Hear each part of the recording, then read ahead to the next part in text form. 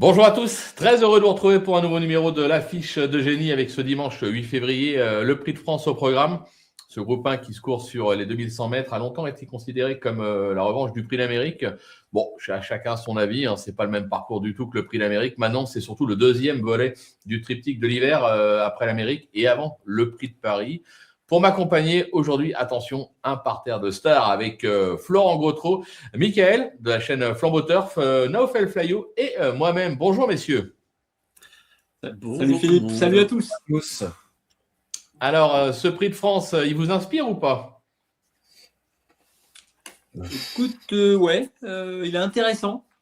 Ouais. Il me semblait très très lisible jusqu'à la déclaration des partants. Et quelques petits problèmes de ferrure qui me turlupinent. Ouais, c'est clair. Ouais. Un peu, 13 partants. C'est dommage pour un prix de France qui est seulement que 13 partants. Ouais. Dont un, je pense que c'est quand même, je pense que ça va être compliqué pour lui pour elle de faire l'arrivée. Donc on va dire 12. Je me trompe et ça va être la grosse surprise. Mais en dehors de ça, est-ce que les numéros derrière l'Autostar vont faire la différence? Sûrement, mais je pense que tout le monde a sa chance pour être dans le super top 5 en tout cas. Mickaël, pour toi, c'est limpide ou pas? Ouais. Bah, moi, ça me paraît ça me paraît lisible. C'est vrai qu'on a un plateau avec vraiment que des spécialistes de la vitesse. Là, pour l'occasion, c'est vraiment, ça va aller très très vite, je pense, dimanche. Ouais. Et c'est vrai qu'on a, voilà, on a une grosse majorité des participants qui ont participé au Prix d'Amérique. Maintenant, c'est vrai que c'est pas le même parcours, c'est pas la même ambiance, ça va pas être le même rythme. Et que le meilleur gagne. Hein. Ouais, non, mais c'est clair. Eh ben, écoutez, on va attaquer directement avec la première rubrique. On va parler bien évidemment du tenant du titre, Gone Boy, qui est en plus le plus rapide sur le parcours, puisqu'il a trotté 1:08:8. Qu'est-ce que vous pouvez nous en dire, messieurs? Flo, je te laisse commencer. Gone Boy. Alors attention, ferré, t'en parlais il y a quelques instants. Ça te refroidit? Oui, tout à fait. En fait, il y a deux choses en étudiant toutes les courses de Gone Boy. Évidemment, Gone Boy, c'est une chance énorme parce que même Ferré, il a fait des temps énormes dans le René Ballière, par exemple. Donc, on peut considérer que c'est pas un souci. Néanmoins, c'est toujours un peu curieux dans les grandes courses. Après une course ratée, alors on peut se dire aussi que est-ce que le fait d'avoir déféré des 4, on estime du côté de Romain Derieux que c'est un problème. Mais voilà, il y a ça et l'emoji. Si vous avez regardé, il met souvent des émojis verts dans la quasi-totalité des cas. Là, ce n'est pas le cas. Alors, est-ce qu'il se fétiche un peu? Est-ce que, suite à cet hiver un peu perturbé par le virus, il est toujours dans une phase, on va dire, ascendante et qu'il n'a pas voulu s'afficher et ne pas le déférer? C'est ce qui m'a mis un peu le doute, qui fait que j'ai un petit peu reculé. Sinon, sans sa valeur intrinsèque, mais on disait déjà ça pour le prix d'âme, ok, valeur intrinsèque, c'est le meilleur. Ok, voilà. Donc, moi, j'ai un doute et donc je vais traduire ce doute quand même dans ma sélection. Ok, Mickaël, tu ne l'as pas retenu non plus, si je ne me trompe pas. Ouais, je rejoins Flo dans les propos. Hein. C'est vrai que pour moi, j'aurais vraiment aimé qu'il soit déféré les 4 pieds. C'est vrai que dans les grands rendez-vous, c'est là où il a été. C'est le tenant du titre. L'année dernière, il a été déféré les 4. Il y a 2 ans, il a également été déféré les 4. Là, et puis je trouve que après, point positif par rapport aux autres, c'est qu'il aura de la fraîcheur. Il a couru que 3 fois cet hiver, dont 2 fois à Vincennes. Donc ça, c'est vraiment un gros point, je trouve, positif, surtout qu'on arrive là, dans la dernière ligne droite du meeting d'hiver. Et c'est l'une des dernières courses pour la majorité des champions. Donc, je trouve que la fraîcheur est vraiment un argument assez fort. Après, moi, ce qui m'embête un petit peu, c'est, Flo l'a un petit peu dit, c'est vrai que le fait qu'il y ait le virus, et je trouve que l'axe de communication de Romain Derieux dans la préparation juste avant le Prix d'Amérique, j'ai trouvé un petit peu hasardeuse, mais sa perte dans le Prix d'Amérique m'a un petit peu rassuré, même si je trouvais qu'il était dominé dans l'entrée de ligne droite. Malgré tout, c'était une belle lutte dans le tournant final avec son frère Josh Power. Mais voilà, le fait qu'il soit que ferré ce dimanche m'embête, même si je pense pas que ça va être un souci en soi, mais malgré tout, dans ce genre d'événement comme ça, mieux vaut mettre toutes les chances de son côté. Et c'est vrai que aussi, je rejoins Flo dans l'emoji jaune, effectivement, ça peut susciter peut-être encore quelques doutes. Après, sur sa classe, il n'y a rien à dire, c'est au moins un placé potentiel, largement. Oui, sur sa classe, c'est clair. Naofel, je pense que tu es d'accord avec eux, tu ne l'as pas retenu non plus. Je ne l'ai pas retenu, mais plus on en parle, et en fait, je me dis, est-ce qu'il a une vraie course en fait, dans le Prix d'Amérique, vu qu'il a eu justement ce virus. Donc, et quand on voit le chrono dans le René Ballière sur la distance en 1:08, 8, en vrai, personne ne peut faire mieux, hein, en tout cas dans ce qu'il a montré. Donc là, plus on en parle et plus je me dis, et c'est pas nul, dans le Prix d'Amérique, c'est vraiment pas nul. Hein, on peut pas cramer dans la soupe. Hein, il fait encore à 300 mètres du poteau, il lutte pour le succès. Donc, gagner, je pense qu'il l'aurait pas gagné, mais être dans les 5, il aurait été dans les 5 tous les jours. Hein, donc plus on en parle et plus je me dis que j'aurais dû quand même le placer dans mon prono, parce que c'est un super cheval et il est vraiment sur sa distance. Hein. Ouais, bon, moi, je m'en suis jamais caché. Hein, ça fait partie des chevaux que j'aime pas trop. Je sais pas pourquoi, mais voilà, c'est un cheval qui m'a jamais séduit. Maintenant, moi, je l'ai gardé. Hein. Je l'ai gardé pourquoi ? Vous l'avez dit, parce que d'abord, il y a l'aspect fraîcheur. Je me dis que ça peut être un atout. On l'attend pas. Il y a plein de gens justement qui partent du principe que c'est pas le cheval n'est pas au top. Et en général, quand on l'attend pas, c'est là où il est là. Donc moi, ça j'aime bien. Et puis sur le chrono, voilà, si le cheval il répète le chrono qu'il a sur le parcours, ça va être compliqué de le prendre. Le 5 derrière la voiture, c'est probablement le meilleur numéro pour s'élancer. Voilà, c'est la raison pour laquelle je l'ai gardé. J'aurais pu franchement garder d'autres, hein. Mais je me dis, voilà, en valeur intrinsèque, c'est quand même difficile de ne pas le mettre en 6 dans un pronostic. Après, il y a une prise de risque. Moi, j'en ai pris d'autres, des risques, et à mon avis, je vais me le prendre en pleine tête, comme on dit. Mais voilà, je l'ai quand même gardé en bout de piste. On va passer à la deuxième rubrique. Justement, on parlait des chronos parlants. Alors, on a eu donc Go On Bon, mais on a aussi Keep Going avec 1-9-2. Le numéro 7, là, je vais encore laisser la parole à Flo, puisque Flo, si je ne me trompe pas, tu l'as mis en tête. Coup de poker. Ouais. Coup de poker pour les raisons que tu viens de donner déjà. Enfin, pour plusieurs raisons. Une analyse globale de ces grandes courses de l'hiver aussi, qui ont laissé la part belle à pas mal de surprises. Inma Rosa dans les préparatoires, Hokkaido JL. Donc, je pense que ça peut être une surprise par rapport à ce qu'on vient de dire sur les, on va dire, grands favoris affichés logiquement. Deuxièmement, les chronos. Pour moi, des chronos qui passent plusieurs fois sous les 1:10 sur ce parcours, c'est rare. Et troisièmement, la course du Prix d'Âme, où mon ami Mathieu Mottier, en posant les mains, à mon avis, avait une petite idée derrière la tête. Ouais. Et donc, je me dis que voilà. Et pourtant, je suis plutôt pas bien marié, enfin, entre guillemets. Enfin, c'est pas que je suis pas bien marié, c'est plutôt que je lui ai rarement fait confiance parce que j'ai toujours un petit doute dans les grands moments. Mais c'est une course, ça va être une course tellement rapide, tellement chaude que c'est dans ces courses, des moments-là qu'il va y avoir des chevaux qui vont sauter, peut-être, et que le chrono, le fait de l'avoir préservé peut faire la diff. Alors, le 7, c'est un tout petit peu trop extérieur. Ouais, c'est clair. Mais ma foi, voilà, je tente le coup en me disant que, comme pour beaucoup de courses de cet hiver, il risque d'y avoir une petite surprise. Ouais, Naufel, tu t'en méfies aussi? Tu l'as mis en bout de piste, je crois. Ouais, je suis un peu comme Flo. Je suis toujours un peu mal marié avec Keep Going. Mais en fait, moi, ce que je retiens, Prix d'Amérique, c'est un peu trop compliqué pour lui. Mais moi, sur la distance, en fait, c'est vraiment la distance qui m'intéresse avec Keep Going, parce qu'il a toujours bien fait sur les 2100 mètres. Il a eu toujours des bons chronos. Hein. Il tourne souvent en dessous de la barre des 1:10. Dans le Continental l'année dernière, il était en 1:9,7. Dans le René Ballière, il était en 1:9,2. Il court bien, même s'il était quatrième. Voilà. Et dans le Critérium des 5 ans, dans le Louis Jariel, 1:9,6. Voilà. En vrai, quand on voit ce qu'il fait sur les 2100, il n'y a rien à dire. C'est vrai qu'il y a le numéro 7 derrière l'Autostar qui peut être un peu problématique, mais d'un autre côté, je pense pas que Mathieu Mottier va forcer l'allure. Je pense que ceux de l'extérieur qui sont à sa droite, eux par contre seront dans l'obligation, je pense, de mettre un petit coup de peps pour essayer de se sortir de ce mauvais numéro.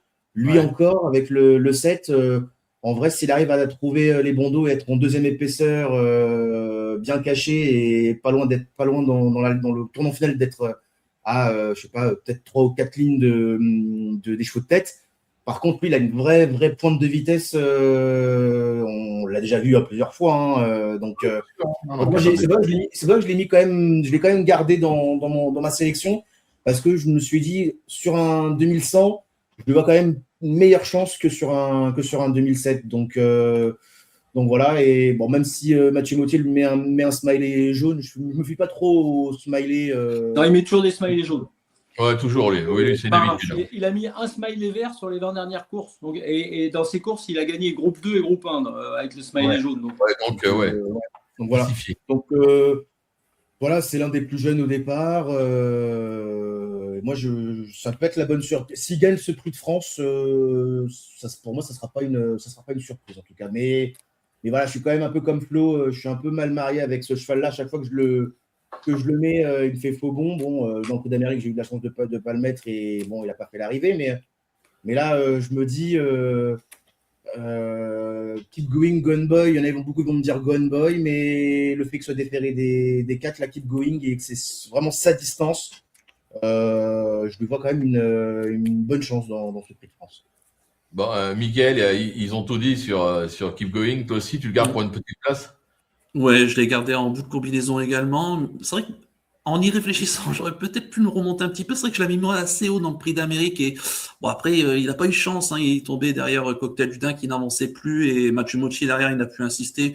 En plus, surtout que la piste était assez dégradée ce jour-là. Et refaire du terrain sur une telle piste, c'était assez compliqué. Après, oui, tout a été résumé. Il a énormément de vitesse. Je pense pas qu'il va démarrer. Enfin, en tout cas, moi, je le préfère plus quand il attend que quand il démarre. Ben oui, et je trouve que dans un Prix de France comme ça, mieux vaut quand même se tenir à mi-peloton bien placé. Je pense que Mathieu Mottier va pas forcément démarrer. D'ailleurs, quand il est à l'arrivée du René Vallière, il avait plutôt patienté en partant. Donc là, je me dis avec le 7, Mathieu Mottier va pas chercher à tout de suite bien démarrer. Il va le reprendre tranquillement à mi-peloton et ensuite il est capable de faire un drôle de dernier kilomètre. Il a beaucoup de vitesse. Non, pour moi, il a une très belle chance. En tout cas, c'est sûr que il va se racheter du Prix d'Amérique parce qu'il a quand même été l'une des meilleures notes, l'une des meilleures impressions du meeting d'hiver jusqu'à présent. Ok, bon, moi personnellement, voilà, c'est parti de mes impasses. Keep Going. Pour moi, c'était un vrai 4 ans quand il a remporté le Critérium des 4 ans, le Critérium continental. Depuis, c'est mi-figue, mi-raisin, un coup je te vois pas, quand on l'attend, il est pas là, il est malheureux. Voilà, c'est des chevaux que j'ai du mal à suivre. Alors, en classe intrinsèque, moi je suis tout à fait d'accord avec vous. Il a largement la pointure d'un Tello, il a largement la pointure même pour s'imposer, il a le chrono qui est parlant. Il a pas mal d'atouts dans son jeu. Maintenant, il faut faire des chevaux, on ne peut pas tous les garder. Moi, c'est la raison pour laquelle je l'ai écarté. Mais bon, l'union fait la force. Vous êtes 3 à l'avoir retenu et moi, je ne l'ai pas retenu. Donc, à mon avis, je vais me le prendre dans la tête. Donc, ça, c'est fait. On va passer à la suivante. La troisième rubrique, les adeptes du parcours. Alors, il y en a beaucoup qui sont. Alors, Philippe, moi, je vais te dire un truc quand même. Je veux le dire et à tous ceux qui nous écoutent, c'est que en s'écoutant les uns les autres, nous-mêmes, on récupère des chevaux qu'on n'avait pas forcément mis très haut. Et c'est l'objectif un peu du débat. Et je dois reconnaître que moi, dans le Prix d'Amérique, ce que vous avez dit les uns les autres sur Franck Jo m'a permis de le mettre dans la bonne combinaison et assez haut. Donc, ça sert. Non, mais c'est pour ça que l'émission sert, justement. C'est parce que, voilà, au départ, on n'est pas d'accord et souvent, à la fin de l'émission, on serait capable de refaire complètement le pronostic. Et ouais, c'est ça qui est drôle. Donc, la troisième rubrique, les adeptes du parcours. Donc, je disais, il y en a beaucoup qui sont adeptes du parcours, bien sûr, mais là, on va parler du 12. Rikita JP, 71% de réussite dans les 5. 3 victoires, 2 accessites en 7 tentatives. Qui veut, Mickaël, tu démarres. Qu'est-ce que tu en penses? On garde pas, on s'en méfie, on barre complètement? Moi, je la barrerai dans cette épreuve. Okay. C'est vrai qu'elle va participer, je crois, à son deuxième groupe 1. Elle avait participé au René Ballière, où elle avait pris un bon départ d'ailleurs dans le René Ballière, et ensuite, par la force des choses, il y a eu quelques relais, et elle a fini par faire la faute dans le tournant final.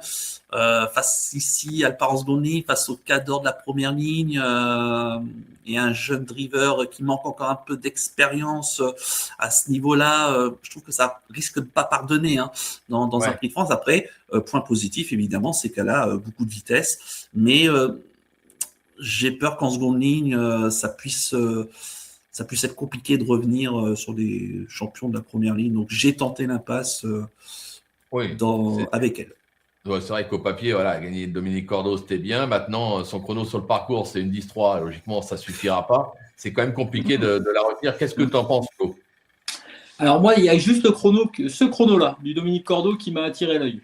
Une 10-3, c'est un bon chrono de fin de combinaison. Oui. Mais voilà, pour toutes les autres raisons, je ne l'ai pas conservé parce que driver important, là, quand même. On a vu que ces courses de driver, le Prix d'Amérique, il n'est pas gagné par hasard par Franck Nivard.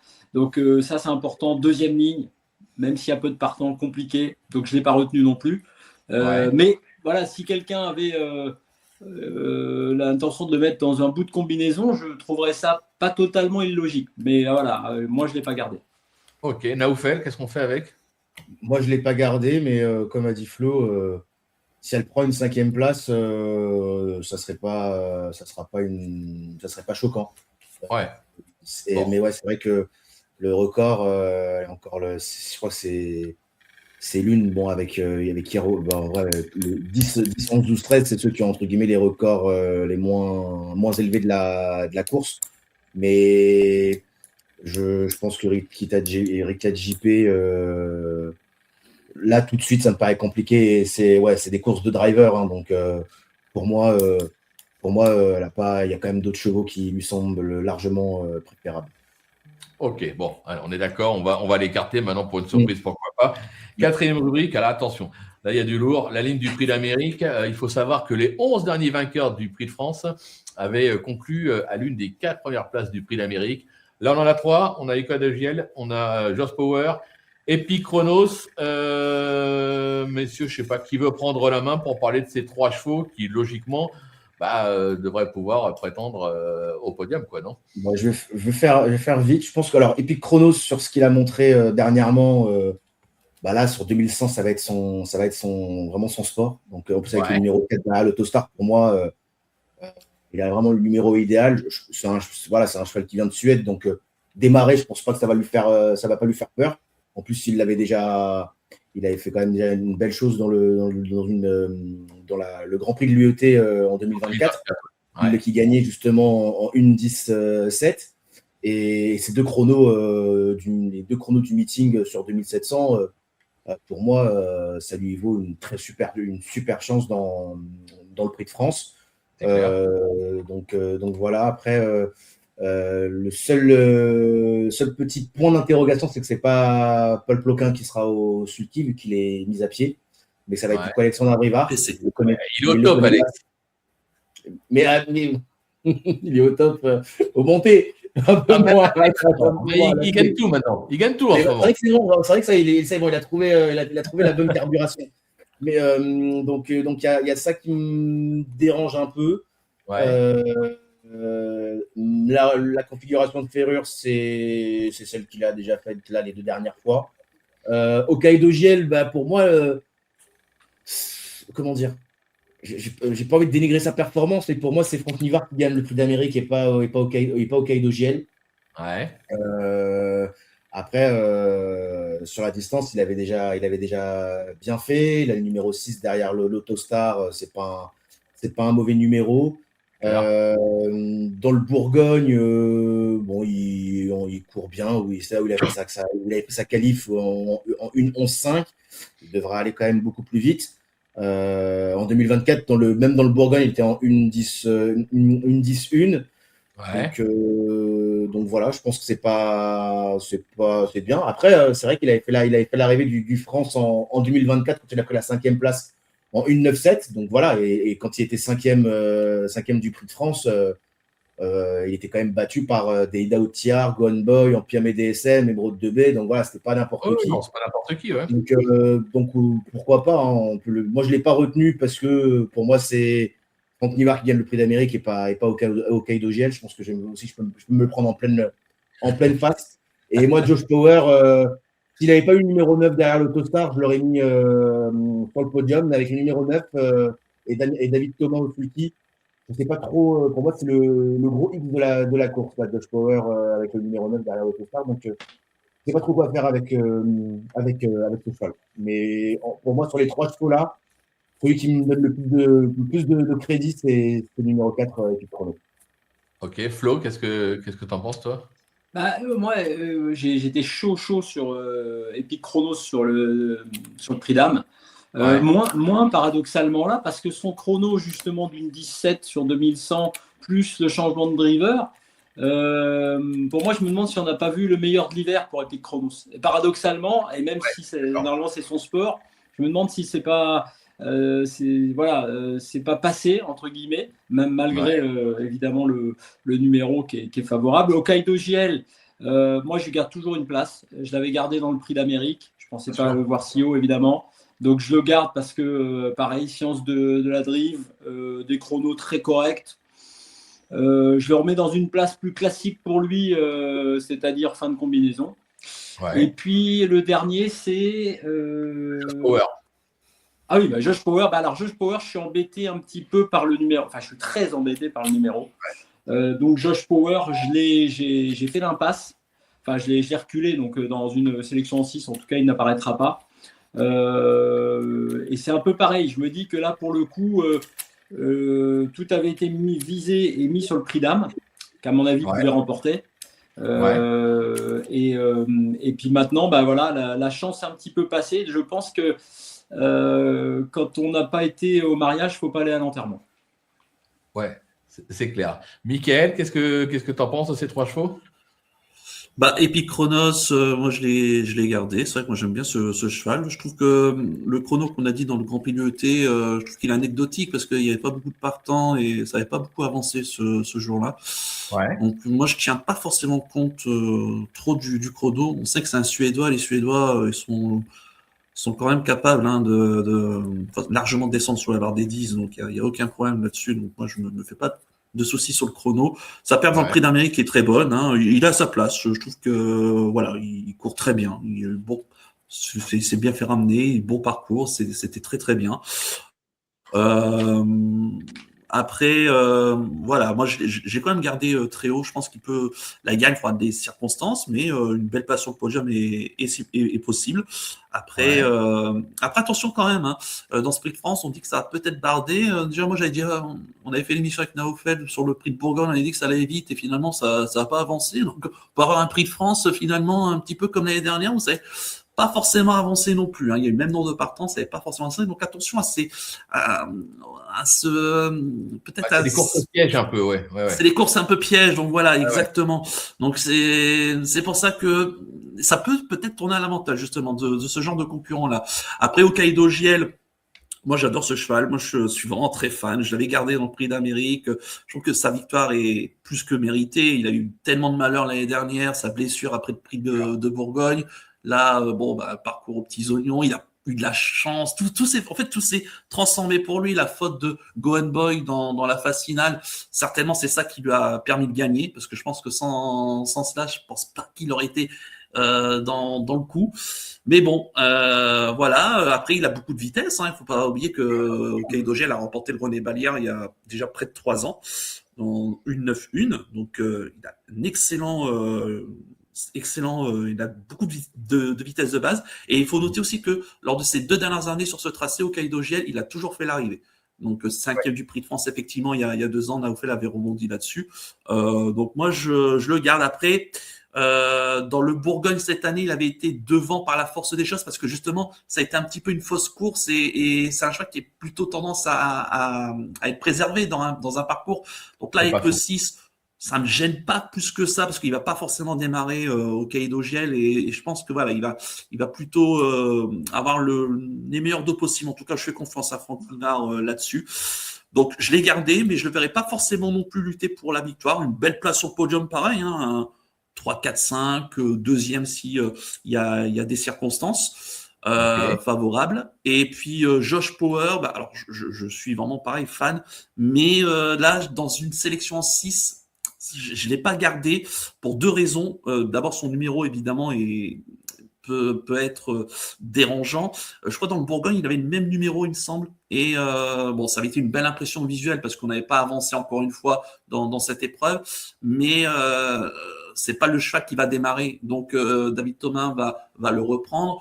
Il va certainement le placer au sein du peloton, en tout cas en deuxième partie de peloton. Il faudra espérer qu'il y ait du rythme. Et si jamais on a à faire entre guillemets une fausse course, ça peut être, il va encore être comme dans le Bourgogne, une belle impression visuelle, mais j'ai peur que voilà, plus pour moi en fin de combinaison.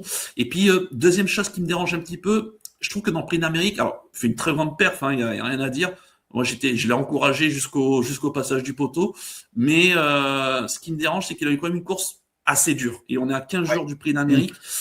Il peut manquer de fraîcheur par rapport à d'autres adversaires dans ce peloton. Et on a dit tout à l'heure Go Boy, par exemple, où lui, il a peu couru. Là, Josh Power, il enchaîne un petit peu quand même les courses. Et dans le Prix d'Amérique, c'était quand même une course dure quand même. Ouais.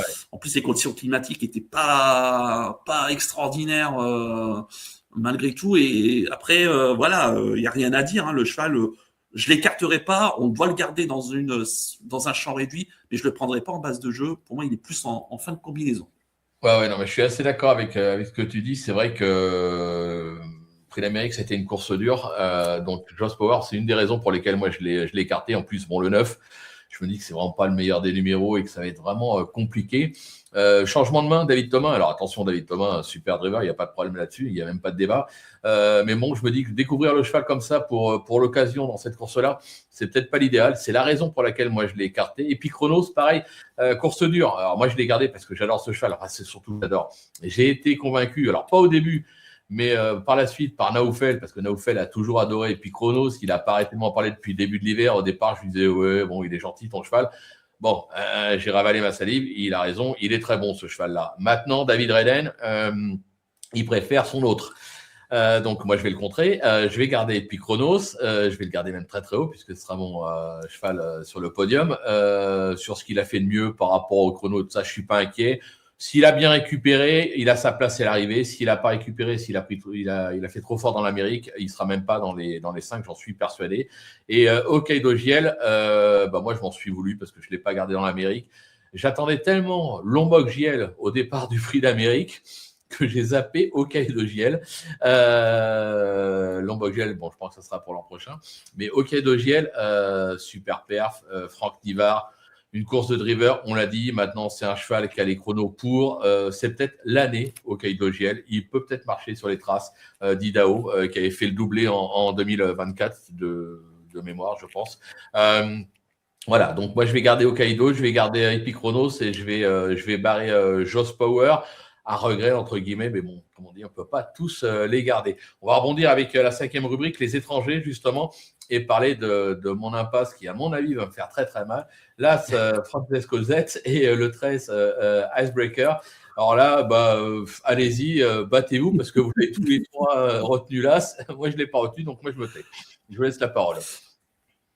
Je vais commencer parce que j'ai vraiment beaucoup aimé Francesco Z dans le Prix d'Amérique. Franchement, je m'attendais pas à grand-chose avec lui dans le Prix d'Amérique parce que son entraîneur disait qu'il venait surtout pour le Prix de France, Daniel Redden. Et quand j'ai vu que tout de suite il a pris un superbe départ, il s'est retrouvé tout de suite près des choutelles, j'ai dit tiens, ça y est, départ à la vol, ça va être il est capable de démarrer. Donc ça, déjà, ça m'avait beaucoup plu. Après, quand je l'ai vu reculer, et qu'à un moment donné, Cocktail du Dame lui a pris le dos, et après, il y a eu le dos aussi de King Wing. Je me suis dit, ça va commencer à être compliqué. Dans le tournant final, vous regardez, le cheval, il passe pratiquement de la mi-peloton à la dernière place parce que Cocktail du Dain termine en lambeau côté corde et du coup, Benjamin Rochard, il n'y a pas trop de choix que de reprendre. Et quand vous regardez dès la mi-tournant finale jusqu'au passage du poteau, il ne fait qu'avancer. Donc sur une piste, je rappelle, qui était très collante, avec la pluie qui tombait depuis quelques heures déjà sur les hippodrome de Vincennes. Il termine en avançant, et c'est même Benjamin Rochard a même dû reprendre à l'entrée ligne droite parce qu'il était entre King Opera et un autre cheval qui était à son intérieur qui n'avançait plus trop également. Donc non, la perf est vraiment, visuellement, c'est juste, pour moi, parfait. Et je suis dans le Prix de France, en plus d'avoir tiré le 1, il va démarrer très fort. Les Suédois, on sait, ils sont capables de démarrer très vite. Daniel Redel, il n'a jamais caché que dans le Prix de France, c'était son réel objectif. Super. Donc, pour moi, ça me paraît une évidence. À noter que il a très peu été déféré des 4 dans sa carrière. Je crois qu'il a été déféré que 5 fois dans sa carrière. Il a été que la première fois à l'âge de 6 ans. Donc, on a vraiment préservé avec lui au maximum sa configuration de furieux. Non, il a beaucoup de vitesse de base. Il a lutté avec les meilleurs. Ça a été le meilleur 3 ans, le meilleur 4 ans suédois. Faut quand même pas l'oublier. Ah non, moi, c'est un énorme coup de cœur. En tout cas, sur sa perte dans le Prix d'Amérique, moi, j'ai été épaté. Donc, moi, je l'ai mis en tête. Voilà, je suis très, très, très confiant. Et concernant Icebreaker, alors lui, c'est peut-être une déception dans son meeting, parce que la dernière fois, dans le Jean-René Goujon, le jour du Prix d'Amérique, il avait beaucoup de ressources et il n'y avait pas de passage. Après, oui, il a beaucoup de vitesse, mais je trouve qu'il va peut-être manquer un petit peu face aux meilleurs en première ligne. Donc, j'ai pris le pari de ne pas le garder dans mes 6. Après, oui, on peut le mettre dans un champ réduit pour la 4, pour la 5e place, pour compléter la bonne arrivée. On sait, il peut ramasser quelques chevaux battus si jamais ça venait à barder. Mais j'ai peur que s'il tombe sur une course qui n'avance pas, encore une fois, ça peut lui porter préjudice. Mais par contre, Francesco Zet, pour moi, c'est feu tout droit au poteau. Flo, toi aussi, feu tout droit au poteau. Ouais, moi aussi, moi j'ai tenté mon petit coup, là, Keep Going, mais sinon c'était mon vainqueur, parce que je pense que beaucoup vont l'installer très haut. Pour plein de raisons, celle que tu viens de donner, c'est-à-dire c'est un cheval qui a 2 500 000 € de gain, qui a effectivement très peu couru, déféré des 4, qui a fait un truc de dingue dans le Prix d'Amérique. Et moi, je l'avais retenu dans mes 6, messieurs, dans le Prix d'Amérique. Et je pense qu'il pouvait être 5e assez facilement, finalement. Vraiment un parcours catastrophe au milieu. Super début, super fin.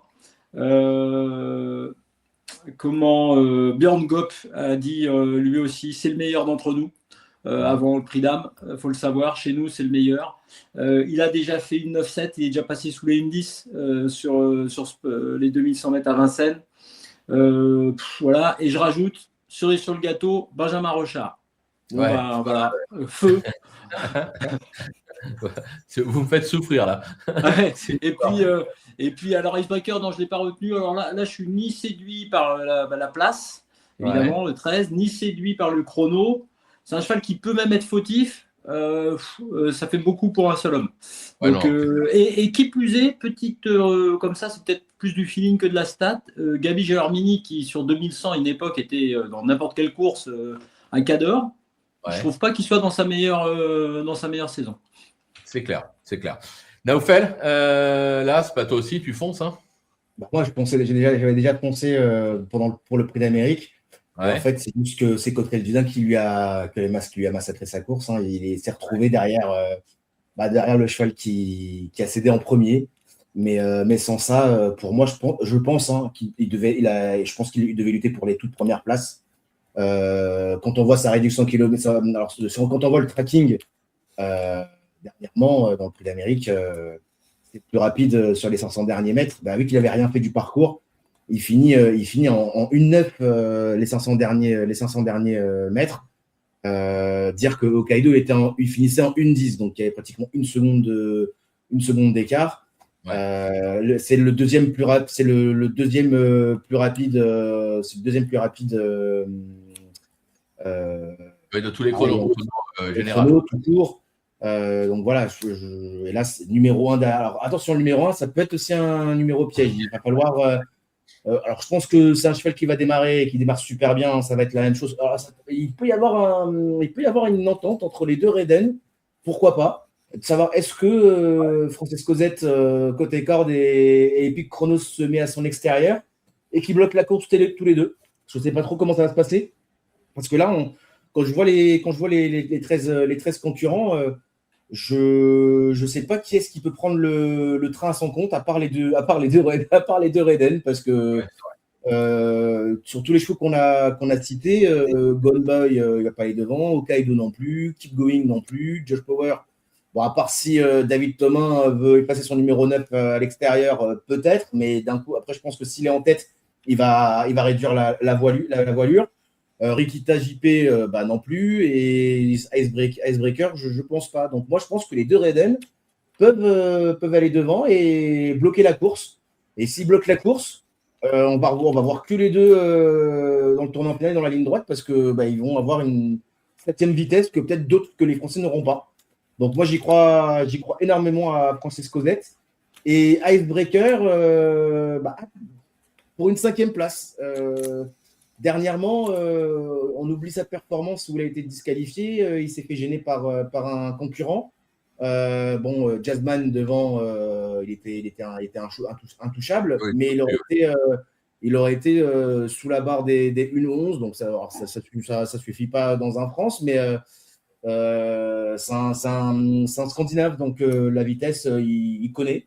Et tout dépend de comment vont partir les chevaux en première ligne, parce que s'il est derrière un cheval qui part super bien et qui se retrouve bien englué dans le peloton, bien caché, et qu'il arrive à déboîter au bon moment, ça peut être la petite surprise. Mais bon, je ne l'ai pas retenu parce qu'il y a quand même des chevaux meilleurs que lui sur la classe.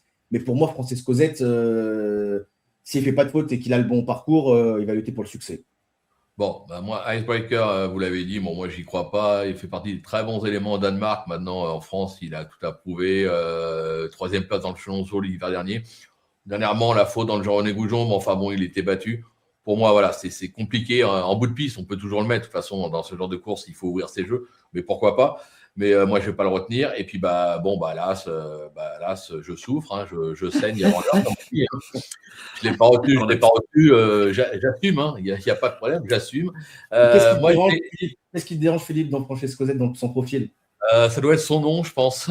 Non, sérieusement, non, je sais pas. Moi, dans le Prix d'Amérique, je l'ai regardé, j'ai revu la course 50 fois. Oui, c'est vrai que c'est beau, c'est impressionnant. Il est stoppé, il est machin, il est ceci. Après, moi, les chevaux malheureux, au bout d'un moment, j'en ai marre. Pour moi, il n'a encore rien prouvé en France. Alors, je pense que c'est un super cheval, c'est probablement même un crack. Si Reden le dit, si Goop le disent, je pense qu'ils sont mieux placés que moi pour le dire, franchement. Donc, voilà, maintenant, faut vivre et mourir avec ses convictions. Moi, je me dis que, imaginons, on va faire un plan. Inmar Rosa ou Iguski Sutton partent super vite. Il est obligé de reprendre. Il se met derrière, ça attaque de tous les côtés, ça recule. La course est bloquée, il n'arrive pas à sortir. Boum, 6e. Dommage bien couru. Moi, je serais content. Non. Bon, voilà, maintenant j'y rêvais, maintenant je vais me réveiller. Et quand je me réveille, je me dis, j'aurais dû le garder. Mais c'est fait, c'est trop tard. Donc, ça sera, on va dire, mon regret. Et on va passer à la 6e rubrique. Du Luxembourg à la France. Attention avec le 8, Executive K. Alors moi, je vais commencer parce que c'est un cheval qui a montré d'incontestables moyens en Italie. Moi, j'adore les chevaux entraînés par Alessandro Giocaidoro, qui a plus à faire ses preuves à Vincennes, ni lui, ni ses chevaux. C'est quand même un cheval qui s'est placé dans le Taylor de Beaune, le Bold Eagle, le Marcel Laurent. Il a fait sensation, franchement, dans le Prix du Luxembourg.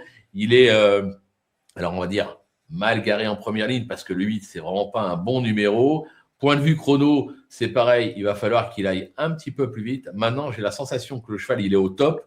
Il n'a pas pu courir le Prix d'Amérique d'un rang. Il aurait mérité d'être au départ, je trouve, et je l'aurais probablement mis en 6. Moi, je me dis que ça peut être la belle surprise. Et sur sa lancée du Luxembourg, il a le droit d'être 2, 3 ou 4 dans cette épreuve. Flo, d'accord avec moi? Alors oui, plutôt d'accord, même si je le mets un petit peu plus loin, en raison de son numéro 8, en raison aussi de son chrono. Mais en revanche, effectivement, il va améliorer à mon avis son chrono sur cette course. Il a gagné groupe 3 Luxembourg dans une bonne... Et là, il est déféré des 4, ce qui n'était pas le cas, me semble-t-il, dans le Luxembourg. C'est pourquoi je pense à l'amélioration du chrono. Troisième du Marcel Laurent. Donc après, c'est pour moi, et voilà, c'est ça son plafond de verre à ce niveau-là. Et donc, c'est pourquoi je l'ai mis un peu plus loin. Mais j'aime beaucoup. Je pense que le chrono va être meilleur. Ça fait partie des chevaux typiques qui vont prendre les places qui ne seront pas prises par ceux par les grands noms, quoi, entre guillemets. Je suis d'accord avec toi. Ouais. Mickaël? Ouais, je ne suis pas forcément d'accord avec Flo. Moi, je l'ai mis très très haut. Je suis d'accord avec toi, Philippe. Moi, j'aime beaucoup. Je sais pas. Plus la course s'approche et plus je sens qu'il est capable de faire un drôle de numéro. On sait qu'Alexandre Gocciadoro est dans les grands rendez-vous. Il faut toujours se méfier. Hein. Il a remporté le Prix de France avec Vivi Wayas. Hein. Faut pas l'oublier. Mais c'était pas lui au sulky. Et le record. Au passage, avec Vivid, c'était avec l'As. Il était en numéro 1. Oui, exactement. Ouais. Exactement. Donc ça peut renforcer Francesco Zet. Je referme la parenthèse. Arrêtez avec cette balle. Et pour revenir sur Executive Key, il battait son record dans le Luxembourg. Tout s'est passé comme dans un rêve. Hein. Dans le Luxembourg, c'était vraiment... Moi, j'ai trouvé ça très, très bien. Et là, je me dis que, justement, son 8 peut se transformer en avantage ce dimanche. Pourquoi ? Parce que, justement, on a dit tout à l'heure, il y a des chevaux qui risquent pas forcément de démarrer. King Going, je pense pas qu'il va démarrer. Hokkaido GS, c'est pas un chat qui démarre. Gwen Boy, ça va pas être le plus rapide, je pense, en partant. Inma Rosa peut démarrer, mais à voir. Donc, je me dis qu'il y a de la place en finale pour Executive Key, qui peut, pourquoi pas, se porter à hauteur des deux Reden, hein, et qui ensuite, si les deux Reden sont devant, ça peut contrôler, et dans ces cas-là, ça peut être une parodie de course, et si Executive Key est bien placé derrière les premiers, à mon avis, il va faire très très mal. Il a une belle pointe de vitesse finale. Son meeting d'hiver est très bon, hein. Placé du Ténor de Bonne, du Marcel Laurent, vainqueur dernièrement du Luxembourg. C'est un cheval qui est vraiment ménagé. Donc, non, moi, il me plaît beaucoup. Il a un très, très bon profil pour moi pour être sur le podium. Et je serais même pas surpris qu'il vienne s'imposer, pourquoi pas, à Bellecote, parce que finalement, il n'y a pas d'épouvantail. Il y a des bons points d'appui, mais il n'y a pas d'épouvantail au départ de ce Prix de France. Donc, il y a de la place. Hein. Et Alexandre Gocciadoro, encore une fois, hein, il a été très, très bon dans le week-end du Prix d'Amérique. Je pense qu'il peut être très bon pour ce week-end du Prix de France. Ok, Naoufel, d'accord ou pas? Ouais, moi j'adore tous les Gocciadoro, j'adore cet entraîneur, hein. Quand il vient en France, c'est pas pour rien. En fait, le propriétaire en question, il passe un super meeting d'hiver avec Executive Eck et Guglielmo Jet, le fameux Philippe, oui.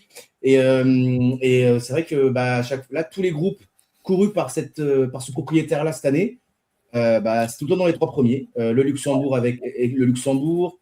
Le Ténor de Beaune, le Marcel Laurent, le Bold Eagle début d'année dernière.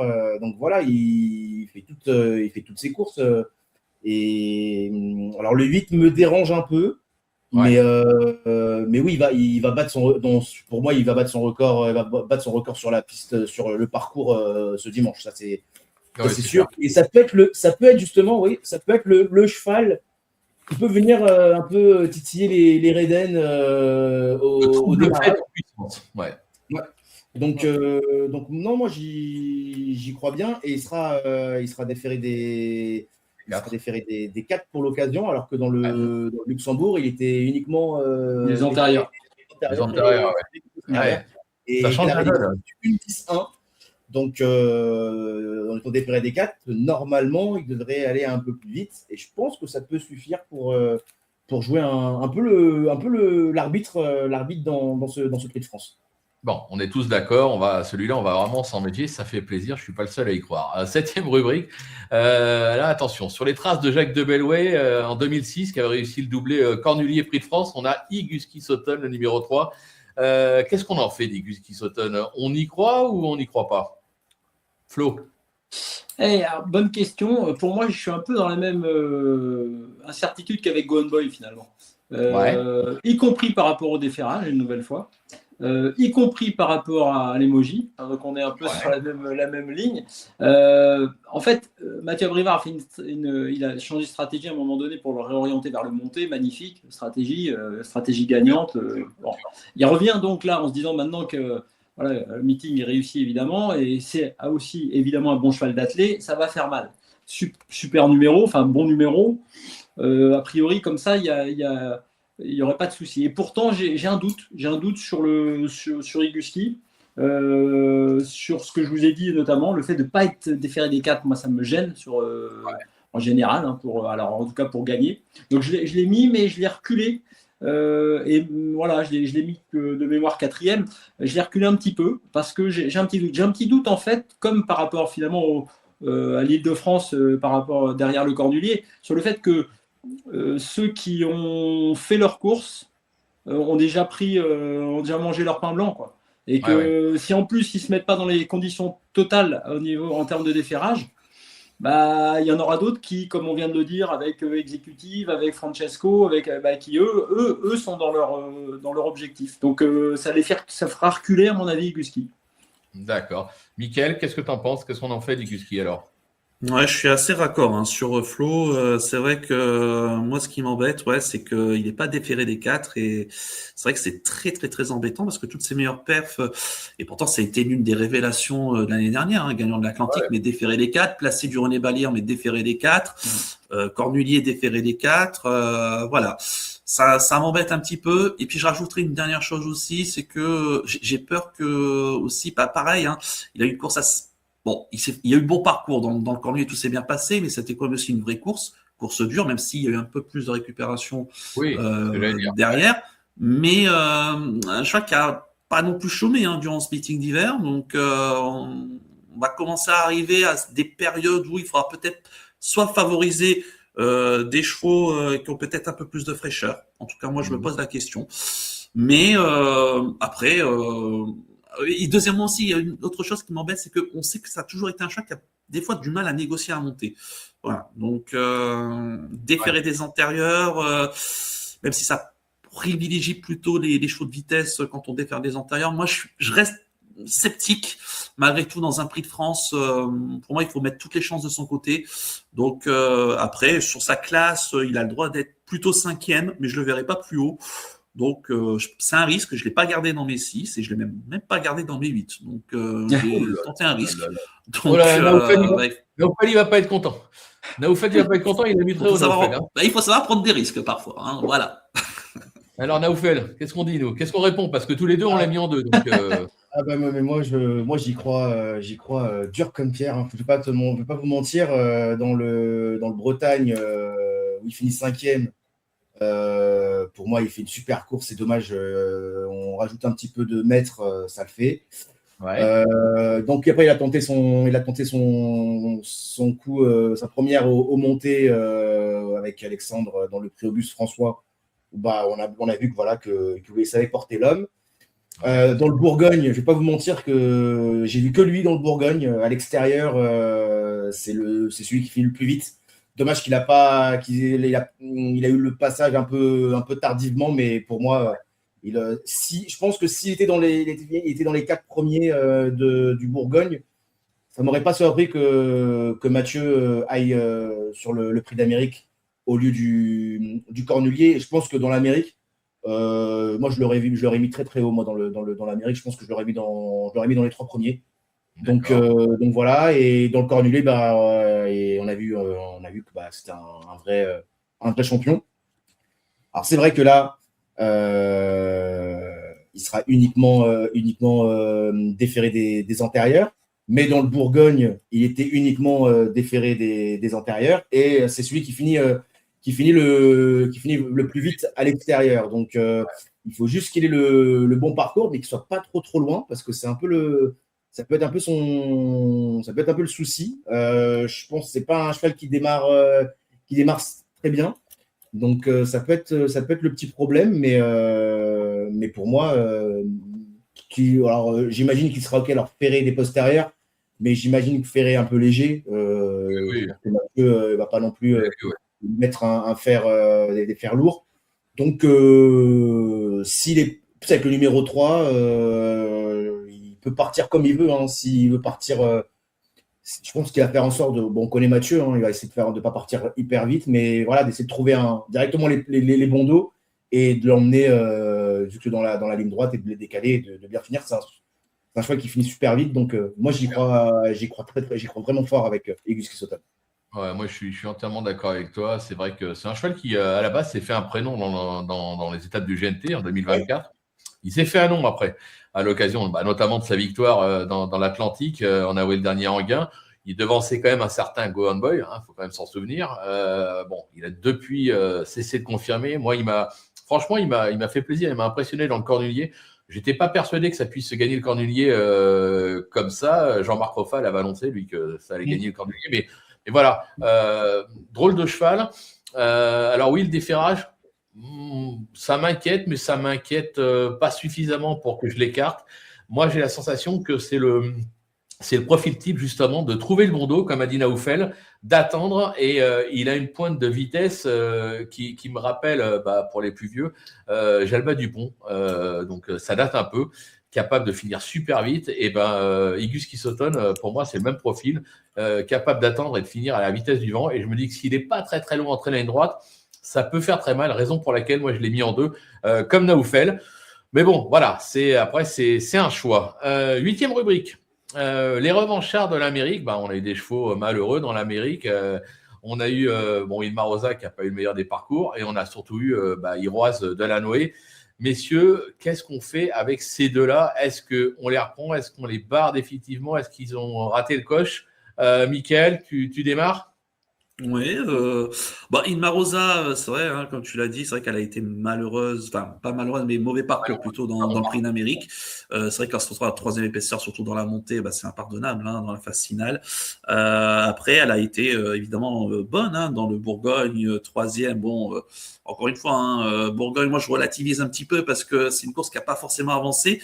Bien que si ce dimanche, on a le même scénario de course, soit ça va être un cauchemar comme ce fut le cas dans le Bourgogne, ou ça peut se transformer, pourquoi pas, en avantage si les circonstances lui sont un peu plus profitables. Elle avait été évidemment héroïque dans le Bourbonnais, gagnant magnifiquement. Elle a été 2e de cette épreuve l'année dernière de Go On Boy. Donc, et je rappelle que l'année dernière, pareil, on avait trotté autour des 1-10 pour Go On Boy, donc 1-10-3 je crois pour Ilma Rosa. Donc, et avec le même nombre de partants. Donc, je ne veux pas dire que ça risque pas avancer, mais je me suis fait piéger dans le Bourgogne il y a un mois. J'ai pas envie de me faire piéger ce dimanche en prédisant une course vraiment folle. Et je pense pas que ça se fasse. On va aller si vite que ça.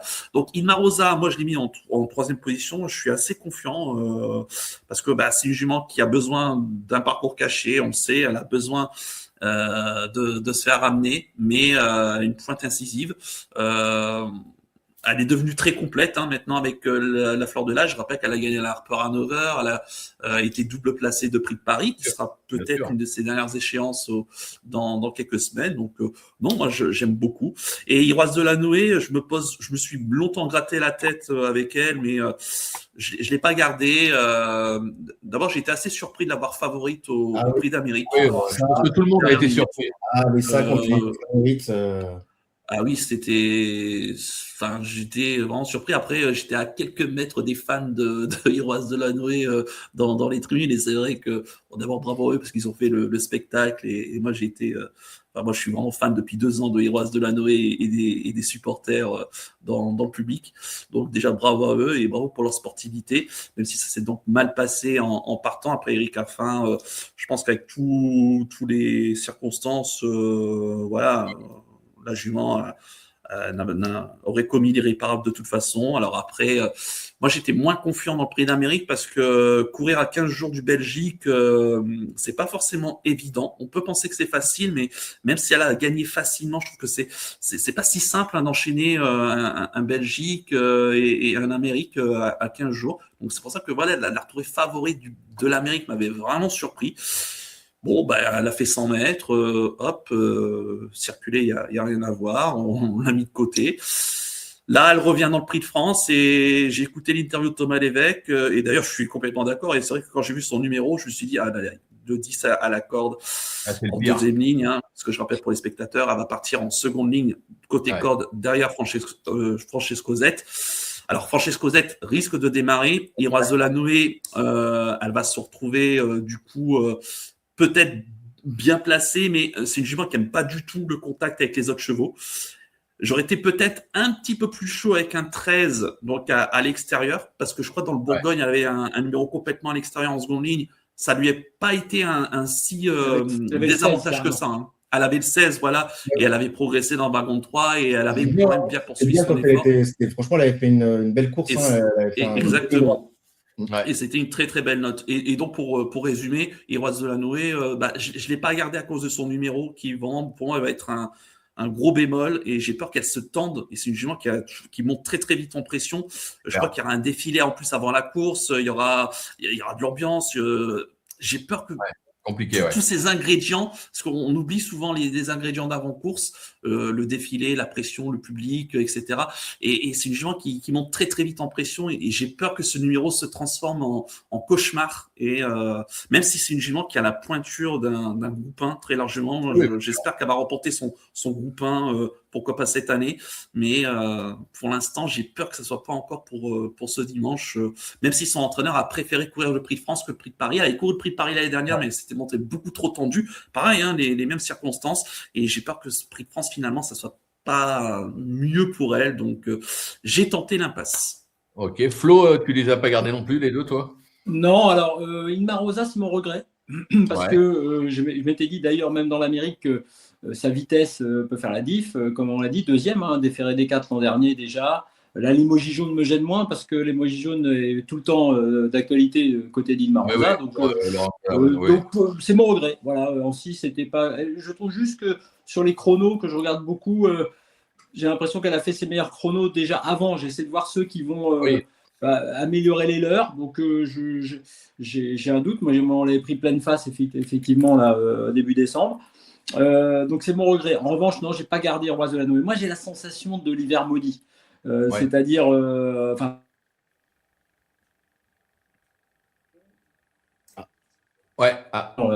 pour les grandes courses, c'est-à-dire que l'épisode Raffin, j'ai pas senti, j'ai entendu encore Thomas Lévesque en parler, enfin surtout ne pas en parler, on évacue le truc en 10 secondes, il se remet au sulky, et là, tirage au sort, boum, il chope le 10. Tu te dis, c'est vrai que c'est dur. Donc, pour toutes ces raisons, je ne l'ai pas gardé, et je pense que ça va être un peu compliqué. Ouais, Naoufel, pareil, on garde pas on garde pas Iroise Delanoë. Par contre, Inma Rosa, qu'est-ce que t'en fais? Bon, alors moi, Iroise Delanoë, j'ai jamais été fan de cette jument. Elle est vraiment pas maniable. Et quand tu veux être une championne ou un champion, il faut de la maniabilité. Et elle en a vraiment pas. C'est un peu compliqué. En plus, avec le 10 à côté corde, ça va être un cauchemar. Il va falloir que Thomas Lévesque soit vraiment attentif.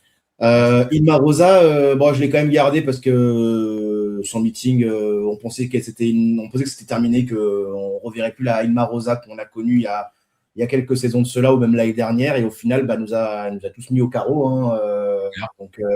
Et là, cette fois-ci, j'ai envie de la garder. Je l'ai pas gardé dans le Prix d'Amérique parce que ça me paraissait trop compliqué, mais sur 2100, ça peut le faire. Le numéro 2 est très bon, donc pareil, Lua Brivard peut prendre son temps au départ. L'année dernière, quand elle est deuxième du Prix de France, quand je vois les noms, la plupart, c'était soit des chevaux qui étaient sur la fin de carrière, soit des chevaux qui n'étaient pas du tout aptes aux 2100 mètres. Donc, pour moi, quand on voit la ligne, pour moi, c'était pas choquant qu'elle soit deuxième. Là, cette année, pour être dans les 3 premiers, va falloir quand même sortir le grand jeu. Mais pour une 4-5e place, bon parcours, elle vaut ces places-là tous les jours. Donc, je me suis dit qu'il vaut mieux que je la garde quand même si je l'ai mis en fin de combinaison. Je préfère la garder que de me la prendre en pleine face que comme en décembre dernier. C'est clair, en bout de piste. Moi, c'est un peu les mêmes raisons. Inma Rosa, je l'ai gardée. Bon, c'était ma chouchoute l'an dernier. Je me la suis pris en pleine tête, comme tu dis, à l'occasion de son succès dans le Bourbonnais. Depuis, je l'ai racheté. Je sais que la vitesse, celle-là, même si c'est vrai que, comme dit Flo, elle reste quand même un tout petit peu, entre guillemets, vieillissante. Mais selon comment va se dérouler la course, attention, parce qu'elle est capable de démarrer, elle est capable de fausser un peu le jeu de pas mal de gens. Et je me dis, sur ce qu'elle a fait de mieux, pourquoi pas? Ça peut être amusant, donc raison pour laquelle je l'ai gardée. Iroise Delanoë, on a tout dit, compliqué, un hiver maudit, pas maniable. Elle va démarrer avec le 10. Peu d'expérience sur 2100. Ouais, en plus, c'est ça. Très peu d'expérience, un chrono du non-7. En plus, elle va démarrer derrière un petit cheval. On ne connaît pas trop ses moyens. Je ne sais pas comment Las, Francesco Zet, je ne sais pas qui c'est. Voilà. Moi, je demande à voir. J'ai la sensation qu'elle est peut-être mal garée derrière le numéro 1. Hein. Je dis ça, mais je dis rien. Non, mais plus sérieusement, voilà, j'y crois pas. Je pense que, comme a dit Flo, pour résumer son année, c'est vraiment l'année maudite. On en reparlera l'année prochaine, j'espère. En tout cas, attention, jument de grande qualité. Elle vaut largement un groupe 1, elle vaut largement un prix de France. Mais je pense que cette année, non, je pense qu'on peut l'oublier. Elle est passée à côté dans le prix d'Amérique et on en reparlera un petit peu plus tard. On va passer à la 9e rubrique. Les invités surprises. Alors, il n'y en a qu'un invité surprise et une. C'est le 11. Idole d'Ourville. Alors, je ne vais pas vous cacher, Idole d'Ourville. Moi, je l'ai mis dans l'œil du meeting pour ceux qui nous suivent sur YouTube ou sur les réseaux sociaux. Mais je ne l'ai mis pas dans cette catégorie. Là, pour moi, franchement, si elle fait l'arrivée, je vais vous avoir conseillé un cheval qui va faire afficher plus de 50 contre 1. Je serais content. Mais franchement, j'y crois pas. Donc, Naoufel, tu démarres. Qu'est-ce qu'on en fait d'Idole d'Ourville? T'y crois, toi? Ouais, tout simplement, je paye. Bon, bah voilà, ça c'est clair, net et petit. On raye. Flo? Oui, j'ai rayé parce qu'effectivement, là, on est typiquement dans un problème de catégorie. C'est-à-dire que, comme tu l'as dit, et tu as très bien fait de la mettre dans l'œil du meeting parce que, d'ailleurs, elle a fait son meeting. Ah oui, c'est clair. Très souvent podium, sur 2100, aucun problème. Après, quand tu regardes les chronos, justement, là, tu t'aperçois que ce n'est pas la même catégorie. Et tu t'aperçois que Idole d'Ourville, ça a fait max dans un groupe 3, même pas au-dessus. Ouais. Ça a fait 12e dans le prix Hélène Johansson. Donc, compliqué. C'est compliqué. Michael? Oui, je n'ai pas grand-chose à rajouter. Hein. Je raye également. Même si, 2100, c'est sa distance. Mais bon, la catégorie, je crois que c'est son premier groupe 1. Donc, ça va être. Ouais, voilà. Elle vient, je pense, pour compléter, pour que ça fasse le quintet. Le Super Top 5, ouais. Non, c'est clair. On est tous d'accord là-dessus. Bon, messieurs, on a fait le tour. On a tout dit. Je pense qu'on est nombreux. Ça commence à réfléchir moi personnellement j'aurais bien aimé changer mon produit mais on va le garder comme ça. Donc on va commencer. Mickaël, tu nous donnes tes 6? Ouais, pour faire plaisir à Philippe, j'ai mis en tête l'As Francesco Zet. Donc j'insiste, hein, pour moi ça va être tout droit au poteau. Donc je suis très très très très confiant franchement capable de démarrer très vite et pour moi il va faire très très mal je pense. En deuxième position le 8 Executive Key parce que il va prendre un très bon départ et si jamais ça va être assez tactique, ça peut tourner à son avantage et il vient de battre son record dans le Luxembourg, donc à mon avis c'est un bon tremplin pour lui pour ce prix de France avec un entourage qui s'est visé juste. Ensuite j'ai mis le 2 Inmarosa, j'étais confiant dans le prix d'Amérique, elle m'a déçu, trop mauvais parcours. Cette fois-ci, je ne vais quand même pas la condamner. Je la rachète et on ne condamne jamais un cheval sur une course. Le 4 Epic Chronos qui va faire sa course avec Alexandre Brivard qui va le découvrir. Mais je pense que le couple peut fonctionner. Le 6 Hokkaido Giel, on ne peut pas aller contre le vainqueur du prix d'Amérique quand même, mais je le verrai plus pour une 3, 4 ou 5e place avec un bon parcours caché comme il sait le faire. Et puis pour compléter, je rachète une énième fois King Going, le numéro 7, parce que c'était trop mauvais. Pour être exact, dans le prix d'Amérique, il n'a pas eu les circonstances pour lui, mais il a beaucoup de vitesse de base et je pense que ça peut être un joli placé à Bellecote. Et mon regret, c'est Gohan Boy. Hein. Mon regret, c'est Gohan Boy. Voilà. Et on ne peut pas tous les mettre. C'est clair. Enchaînement de rêve. Flo Gautreau, T6. Eh bien, écoute, le choc, keep going. Je tente un coup en tête. Et le coup du week-end avec Francesco Zet tout derrière. C'est-à-dire que si Keep Going me fait, comme c'est souvent de faux bons, il y aura Francesco Zet. Ensuite, les deux, le talent sur 13 partants qui peut suffire pour Gohan Boy, le 5, le 3 Eguski Sauton, donc avec les réserves qu'on a dites et les raisons pour lesquelles je ne vois pas gagner. Le 8 Executive Oka, et en vous écoutant, je pense que j'ai bien fait de le mettre, mais peut-être qu'il sera même plus haut. Si les favos les connus, les talentueux sont pas du tout là. Et puis le 6 Hokkaido Giel. Et mon regret, c'est le 2 Inmarosa. Ok, Naoufel. On va faire plaisir, Philippe. Francesco Zet en tête. S'il n'a pas le problème de trafic comme dans le prix d'Amérique, pour moi, c'est tout droit. Le numéro 3, Hibiscus Autumn. Alors certes, il a gagné le Cornulier, mais sur la descente de 2100 mètres avec le numéro 3 derrière l'Autostar, pour moi, c'est pareil, c'est une bonne base. Le numéro 4, Epic Chronos, son meeting d'hiver est plus que réussi. Là, c'est les deux Reden pour moi. Quand un Reden vient en France, c'est pas pour faire de la figuration, et du coup, je le garde haut. Le numéro 8, Executive X, s'il avait eu un numéro plus à l'intérieur, je pense que je l'aurais mis sur le podium. Mais pareil, il fait un meeting d'hiver plus qu'intéressant. En plus, avec Gocciadoro, j'y crois beaucoup. Le numéro 2, Inma Rosa, la mère Courage, qu'on pensait cuite et qui au final nous a menti, donc je la garde.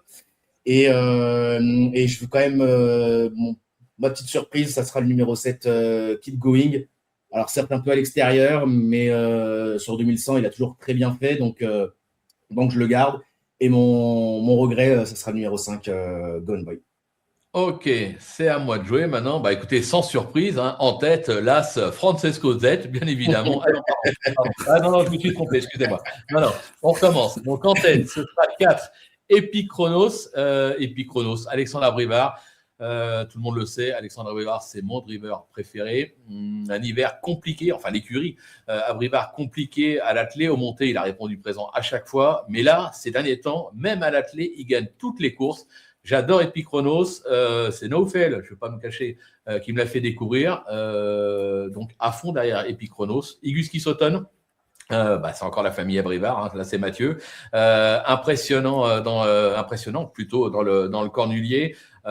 Pétri de vitesse, je me dis attention, si elle n'est pas très loin entrée de ligne droite, ça peut faire très très mal. Au Caille d'Ogiel, pourquoi pas l'année au Caille d'Ogiel, le Sacre dans l'Amérique et pourquoi pas le doublé dans le Prix de France. Moi je m'en méfie. Exécutif EK, le 8, pareil, moi j'étais séduit dans le Luxembourg, j'étais déjà séduit avant dans les autres courses, style le Marcel Laurent, etc. Mais dans le Luxembourg, vraiment sensation confirmée, donc je m'en méfie. Et c'est vrai que si ça avait eu un meilleur numéro derrière la voiture, je l'aurais peut-être même carrément mis en tête. Le 5, Gone Boy, alors, comme je l'ai dit, c'est pas mon trotteur préféré. Maintenant, en valeur intrinsèque, sur le chrono, sur ce qu'il a fait, le bon numéro derrière la voiture, c'est pour moi le cheval à battre de la course. Et puis Inma Rosa, qu'est-ce que j'aimerais qu'Inma Rosa gagne ce Prix de France. Elle a tellement montré de choses derrière Idaho, elle a montré des choses en Suède, elle adore les parcours de vitesse. Je pense qu'elle est capable de démarrer très très vite et je pense qu'elle va même fausser la course. Moi, je l'annonce avant l'heure, on verra bien. Après, est-ce qu'elle peut aller au bout ? Je ne sais pas, mais en tout cas, je la garde. Ce Inma Rosa, ce sera ma jument de cœur. Et puis, mon regret, sans surprise, l'As Francesco Z. On a jamais parlé d'un cheval dans une émission, mais ça sera évidemment l'As Francesco Z. Je le répète une 11e fois. Messieurs, merci beaucoup pour cette émission. Merci d'avoir fait le tour. Je pense qu'on a tout dit. On a été assez complet. C'est une course qui s'annonce des plus ouvertes. Je pense qu'il va y avoir du spectacle. Course rapide ou alors course de driver. On en saura un peu plus dimanche en fin d'après-midi. Quoi qu'il arrive, on va se régaler. Si vous avez l'occasion, rendez-vous directement sur les programmes de Vincennes parce qu'il va y avoir du spectacle, il va y avoir du sport. Messieurs, je vous remercie et je vous dis à très vite. Bye bye. Ciao, bye bye. Salut tout le monde. Ciao.